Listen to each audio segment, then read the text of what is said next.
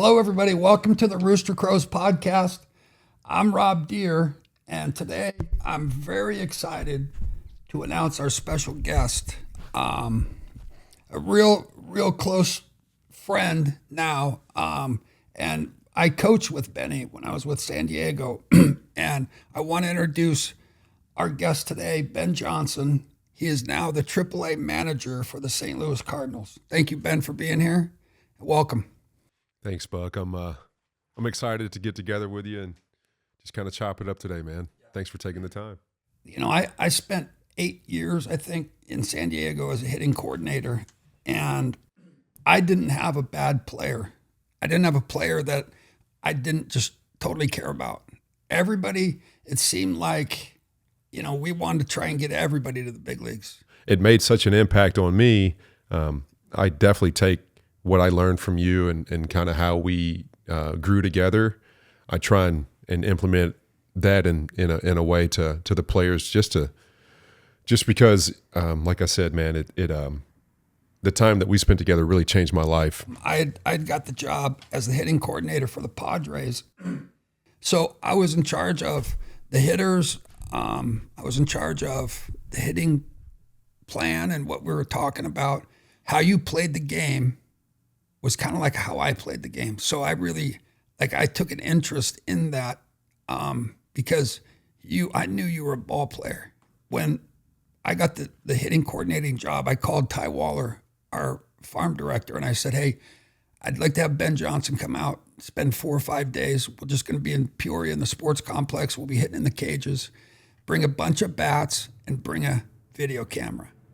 And if you remember, the first day that we did this, it was probably about 45 degrees. Yeah. And we were outside in the cages. We had, nice cages, but I can remember what your stance looked like when you showed up.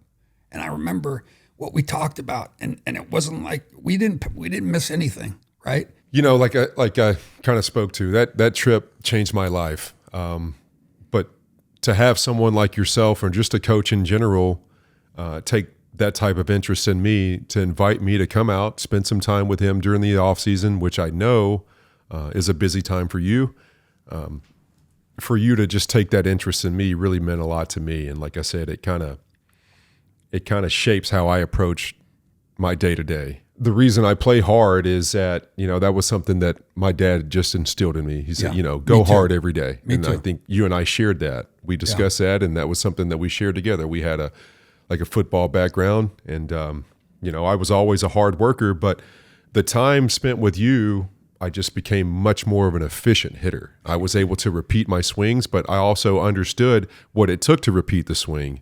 And confidence. It takes confidence, but it takes doing the work. It takes doing the work with a very finite, detailed mindset. If you're practicing the correct stuff, you're going to see a result. For sure. But if you're lost, and I think that's all it was you were trying to find something, and you found it on those 5 days. But you went to San Diego, and they had a dinner for you, and after that season, you were the player of the year in the organization. Yeah. I won, minor league player of the year for our organization, and that's something that I'm really proud of, because I knew how hard I had worked to get there, and I had a lot of help. But turned my career around. Ended up hitting 25 homers that year in a big ballpark, and did it again the next year, and then the next year I found myself in the big leagues. But one thing that I took from like I said, from our meet was, and it stays with me, is that you have to do this every day. That was something that you told me, and what I remember how you framed it is, you framed the question is, how often do you feel that you need to do this? And I was somewhat unsure still. And then you answered with, this is something you do every day. And I took that with me, and I was able to simplify, my swing and my approach, but I was also able to repeat the swing. Like when a guy made a mistake, he had to pay. Oh yeah. And he did. And I saw him pay. Yeah. But I attribute a lot of, the time and effort that you and I put in to really learning and understanding how to become a professional hitter. Right. before I was just I was a player who had some talent, but I turned into a professional hitter that off season. And like you said, it was a pretty special day for me to receive the award of minor league player of the year for our organization. I had my mother there. I had some family, friends and family there in San Diego, and it's it's pretty special for me. Yeah, that was special for me. Ty called me, our farm director, great guy, loved him, Ty Waller. He called me and he says, "Guess what? Your boy's going up." And I was like, "Going up where?" And you were in AAA and you were hitting like 340. I remember it, like they couldn't get you out because I was the coordinator. So every night I would get the reports and it'd be like, Ben Johnson, 2 for 2, 2 walks, 2 RBIs, double. Then it'd be 3 for 4. And I would be reading these every night. And Ty called me and he says, "Your boy's going to the show." And you called me when you got to San Diego and you said, "Yeah, I'm in San Diego. I'm going to be in the lineup, or I'm going to be, playing tomorrow, this, that, and the other." And so I had to go to the dentist, and I swear this is a true story, and I tell everybody this. I go in there and I sit down and she says, "Would you like the TV on?" And I was like, "Well, yeah, might as well." She turns it on and you hit a home run straightaway center in that game. And I was watching, and the dentist, like, Novocaine and everything. I'm like, "Oh." But it was like, it felt like I hit a home run. You know what I mean? And it's like, to see you in the big leagues and to see you flourish was, one of the greatest things ever for me, And then tell us what happened after that. Pretty awesome experience, man. We had a good ball club that year. We won the division that year.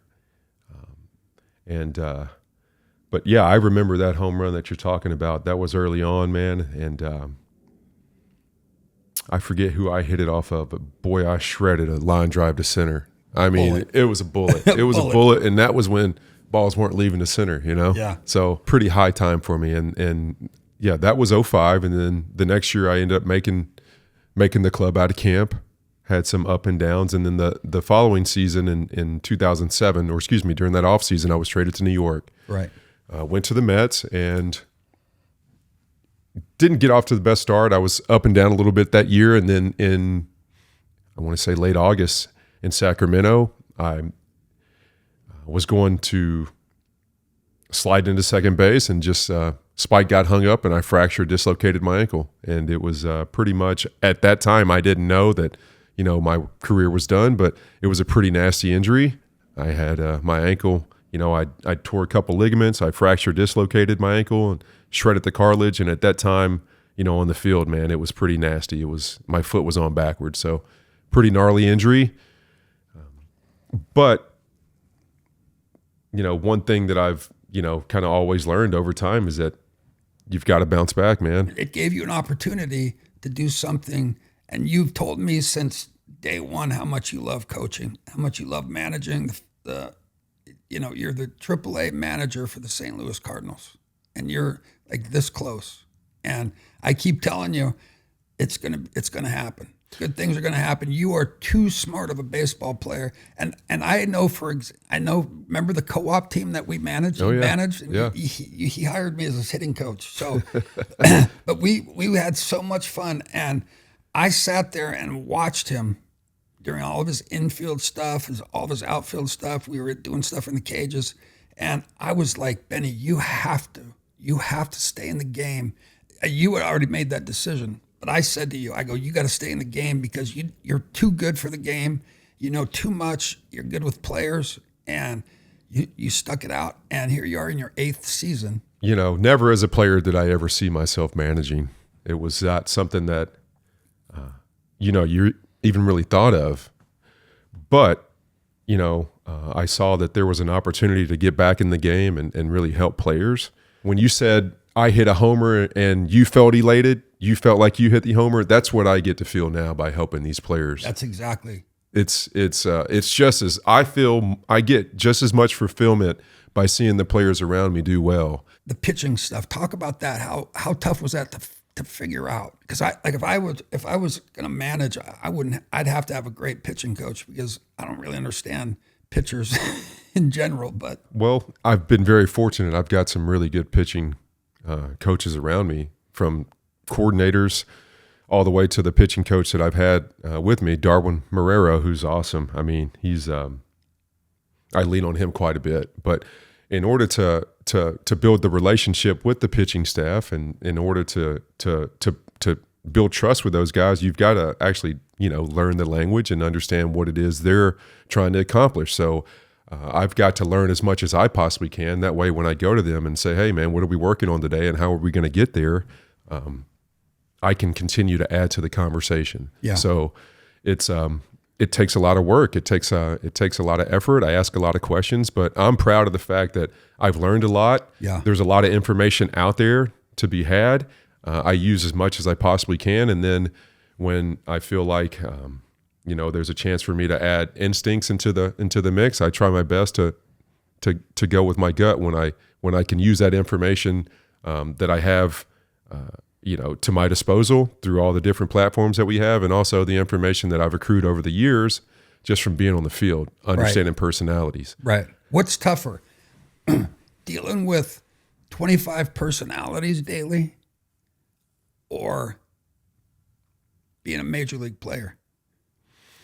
Managing the personalities, 100%. When you're a player, although it's a team game, but you've got to make sure that you got yourself under control. One individual, you'll come to him and say, hey, man, you've got to kick him in the ass immediately if you want to see production from that player. Also, you may have a completely different personality where it's better to approach him. Hey, how's your mom doing? How's everything going at home? So, you've got to learn that personality. First, you've got to build trust with that player to where you can get to know their background. But yeah, that's very important, learning the personalities, and that and having 25, 26, 27 players along with staff, getting everyone moving in the same direction when in reality, you're in AAA. Not everyone wants to be there, for whatever reason it may be. That's a challenge, but that's one that I take pride in. I take pride in bringing a lot of energy. I take pride in being able to adjust on the fly. And as you've seen, I'm sure players are different than they used to be. Yeah, I want to ask you about that. Yeah, well, I want to ask you about that okay. Because, my opinion, the game's changed a lot. And analytics, in my opinion, is in the way. Everything's gotten too mechanical. And, I had a really good friend of mine. He would go to the ballpark every day to manage his club, and the front office would put two lineups on the table, and he would walk in and he would get to pick whatever lineup he wanted. And he didn't make the lineup. The analytical people in the front office made the lineup. So when you have stuff like that, how do you cope with something like that? I mean, it's tough, right? I tell you, I like the information. I like the information, and it's a lot of information. It's how do we channel it? Yeah. How do we channel our information, okay? Because development isn't a one-size-fits-all thing, man. You've got to understand the individual. How much information can he receive? As far as the information now, there's a lot of really good information out there that I personally, if I go into a series and I haven't done my advanced scouting and taken in all the information, I feel naked. If you've got a ball club, our organization, if we've got a team down the stretch, our organization wants to win. Yeah. You know what I mean? We want to win in the minor leagues also, and we want to be playing in those playoff games in the minors. It's fun. It's fun, but it's also a great environment for these players to continue to grow. Hey, it's because when you get to the big leagues, it's what did I do today to help our club win? Right. It's not all about did I go 3 for 4? Did I go 4 for 4? Did I pitch 6 scoreless? No, it's man. I picked up a sign today. This guy was tipping today, and sure enough, we took 2 bags, and that helped us win the ball game. That's exactly, yeah. So understanding that aspect of it, and being in that environment to where it's really important to win right here and now I think is good for development as well. With that being said, we also have player plans that when things get hairy for a player, pulling him out of the game right then and there is not going to help him continue to develop. Sure. So there's a balance here. I feel like in order to win, you've got to know how to win. But and I just say we're speaking to a reliever, and this guy's got a turbo sinker. I mean, he's got next level sinker, just one of the best in baseball, but we need to develop his slider. or whatever it may be, because when he goes to the big leagues, that's going to be something that he needs to be able to have and use at his disposal. So that's what makes a major league player. You have to be able to go the extra mile, you have to do the extra little thing. And I always tell this to people, especially young players, when you go into your garage and you start hitting balls off of a tee, do it like there's 6 scouts around. It's those guys that can go in and they can work on something and they can learn. They're not doing it just to do it. They're doing it to get something out of it. And that's what makes a difference, right? 100%, 100%. And at my level, I can see that as soon as the players walk through the door. It's over the time. Yeah, over the time, you've just learned to identify that, right?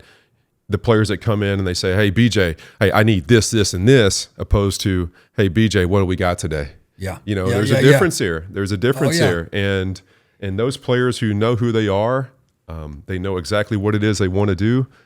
It seems as if they move pretty quickly. Yeah. They move, they move through the system, or they just move through our level pretty quickly. Do you see a change in players in AAA?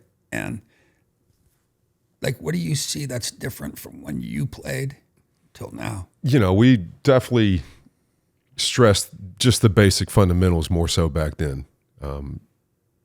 Coming up through the system as a minor leaguer, we took infield and outfield nearly every day. Every day. Every day. When I played in Detroit, Sparky would say, "You don't want to take infield today? Okay, that's fine." And then he would scratch your name off the lineup. Sure. So it's like, that's just what we did. That's what we did. Infield every day. That's what we did. And I think that's important. I think it is important. I think it's vital. Once, this is one thing that I've learned. We put a stress on a lot of the analytics now and a lot of the information and the biomech, and that's great. It's great. With that being said, if you lose the fundamentals, the game gets sloppy really quick, man. It really does, and I've seen it happen. So I've fought. And you've got to fight. You've got to fight for time to slow things down, just to break it down, so you can continue to coach these guys and develop the fundamentals within them. Because exit velos are sexy, but how do we get there? We've got to know how to cut off and relay. We've got to know how to execute a first and third. We've just got to understand just the baseball and the art of the game in itself. So, I fight for that time to be able to break it down and just give the guys the fundamentals. And younger players, they don't believe in hitting off a tee. They don't believe in that, right? I had 3 teammates: Paul Molitor, Robin Yount, Tony Gwynn. All 3 of those guys would go into a cage, didn't have to be anybody around, and they would hit every single day. The key to hitting is being able to repeat your swing. Yeah. Understanding how to repeat your swing and what it takes. So you can do that day in, day out on your own with a tee. The hitters that have a tee routine that come to me can hit. Yeah. It's a part of every one of them. It's none of them that have that routine can't hit. Right. Every one of them can hit. Right. Now, there's guys that can also hit that don't, have a tee routine. Right. But every one of my tee hitters can hit. Yeah. And they produce and they repeat and they keep moving. Yeah. And it's almost like you need something like that, just a daily routine. That's like, routines are big with me. I think that's an important factor, is being able to do something that works for you and repeating it. Right? For sure. I believe you live and die by your routine, and you kind of spoke to the players that do the extra. It's so much more to be done than what's on the schedule. Right. It's the players that understand how to manage that. Also, are the ones that you see continue to move pretty quickly. Right. We've all seen changes in the big league games. The one change I like is the time limit. How that I think was good. I think that's been good. But how has it changed? Has minor league baseball changed? Yeah, big change. It's a big change, the time limit. And initially, I didn't know how to feel about it, just because I was, it's something different. It was something different. Yeah, it was something different, like something that I wasn't used to. But I love where we're at now. It's opened up Well, it's really opened up a lot of facets of the game. It's opened up the run game with the changes in how many times you can pick and when.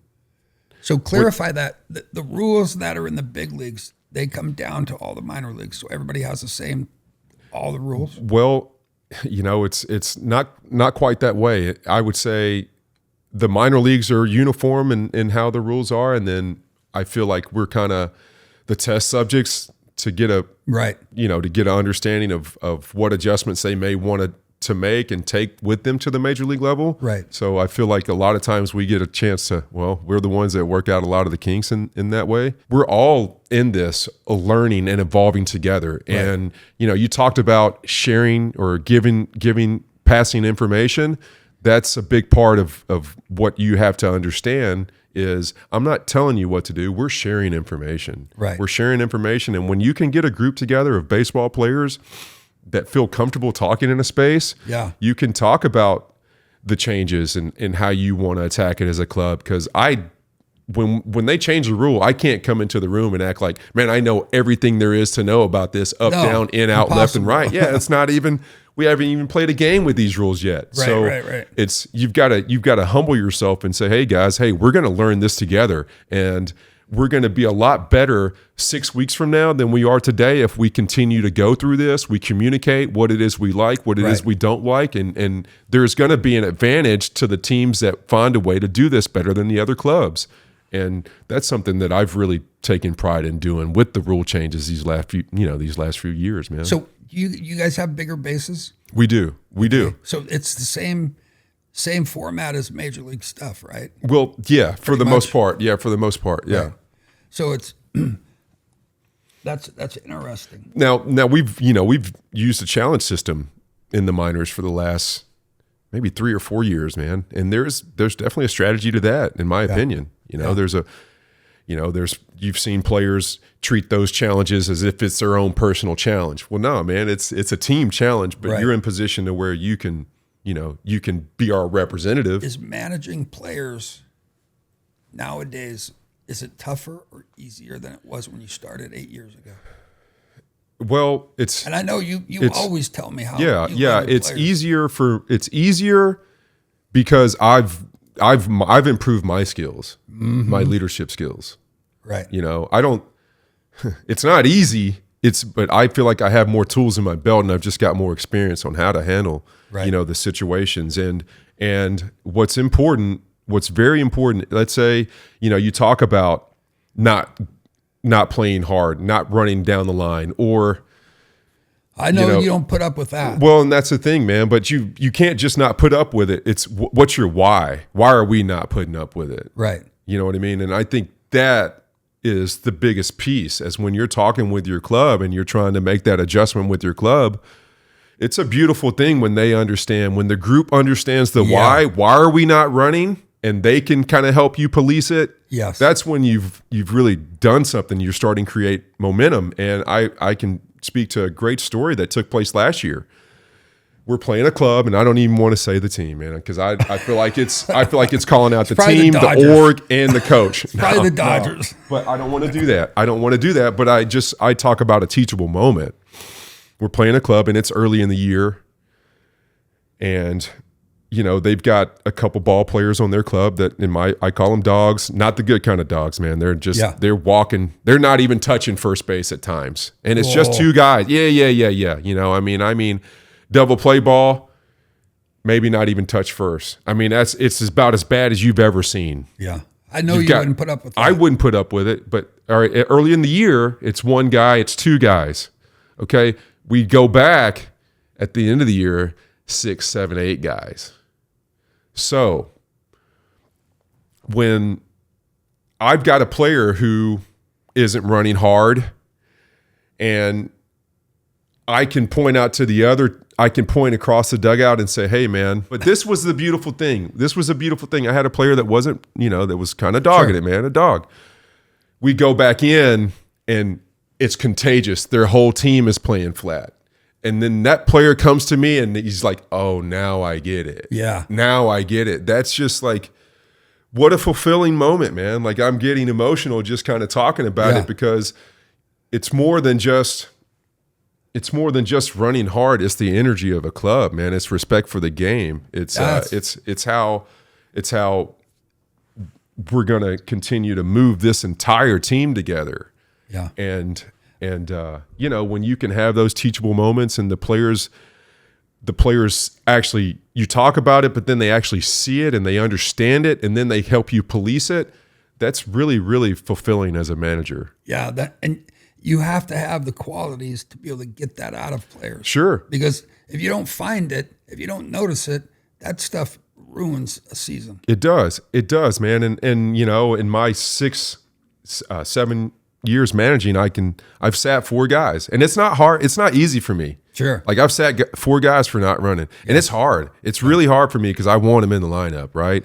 And they get a warning. You know, I usually give them 2 warnings, or maybe even 3, man. But when I've had enough, I've had enough. You're going to sit on the bench and you're going to hang out there for a little while because I want you to understand what it is, you know, and why it is we're not doing this. And every one of those players, it's all love when we see each other. They understand. They understand that I care about them. It's like I said, it's big hugs and kisses and all this, man. Yeah. But each player that I've sent to the big leagues, I know that there's 1 or 2 coaches along the way that he would probably say, I wouldn't be here if it weren't for that coach. Oh, no doubt. You know what I mean? And so that's that's what drives me to go. That's what drives me to go day in, day out, because it's a code. It's a code that we live by. If we truly have been helped the way that we're trying to help these young men. Tell me, what is a biomech? And talk to me a little bit about the analytics. And do you think that's changing for a good thing? Or do you think what do you think about the analytics? I feel like it can overwhelm some players. Mm-hmm. You know, I've seen really good hitters turn somewhat passive or turn somewhat mental because they're thinking more about the mechanical cues than actually seeing the ball itself. Oh, You know, I've had players come down, and I don't want to name names, but you know, when they come into the office, hey, what are we working on, man? You know, you're here. I know that you're not happy to be here, but what are we working on? Well, I need to get my hip hinge and my spine alignment, and, you know, and this, that, and the other. And it's just like, well, yeah. Okay, now I see why you're striking out 170 times, right? You know what I mean? It's just we need to continue to let's not lose sight of what it is we're here to do, and we're here to impact the baseball. And I think sometimes we can lose sight of just, hey, how hard am I working to pick up the baseball by trying to chase, you know, an exit velo or trying to chase a number. Let's be a well-rounded hitter.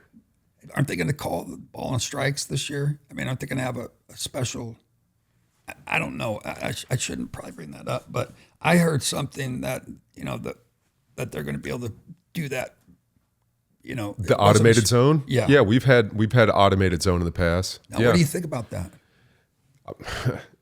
The hitter in me loves it. Yeah. The hitter in me loves it because your zone is your zone, okay?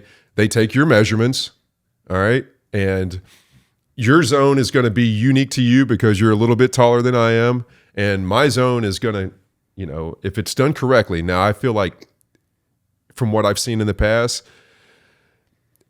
when you go from stadium to stadium, maybe the calibration isn't exact with every single system, but it's pretty close. But for hitters, pitchers aren't getting this off the plate anymore. You know, they're not getting half an inch off. If it's not touching the corner, it's a ball. The zone is smaller overall when it comes to the hitters. And I've seen some really good young hitters understand that you can shrink the zone and really take advantage of it. Yeah. So it's advantage, in my opinion, it's definitely advantage hitters when it comes to the automated zone. Your zone is your zone, and it travels with you. Yeah. It doesn't go from umpire to umpire, catcher to catcher. It's your zone, and it kind of stays with you. Yeah. That's interesting. Yeah. Let me ask you this. As a manager, do you have a curfew? Me personally? I stay out all night. No, no, I don't. You know, at my level, I know. No, at my level, I really don't. I expect those guys to be professionals. They know what the schedule is going to look like the next day. 99% of the time, I'm posting, you know, tomorrow's schedule tonight, so they'll understand who's in the lineup, this, that, and the other. but no, I let the guys. I feel like they're grown men. And I treat them like men until they show me that they need to be treated like children. Yeah, and that happens too. That happens too. Yeah. I want to say personally, Benny, thanks for being here. And I wish you all the best. You're leaving tomorrow to start the season, I think. Yeah, Saturday, a couple days. Yeah, you're leaving a couple days from now. So, if anybody's in Memphis, look up Benny. He's going to be managing in Memphis, Tennessee. Yeah, in Memphis for the St. Louis Cardinals. And I just want to say thanks for being here. Thanks for being my friend, and love you like a kid, like a brother. And good luck this season. I love you too, Buck. Thank you for having me. And it's an honor to be here and to be talking ball with you. Well, as soon as you get back after you win it, you're in the big leagues at the end of the season, we'll have you back and you can talk more. Love it. Let's do it, man. All right. Thanks, Benny. Thanks for being here. I appreciate it. For sure. Okay.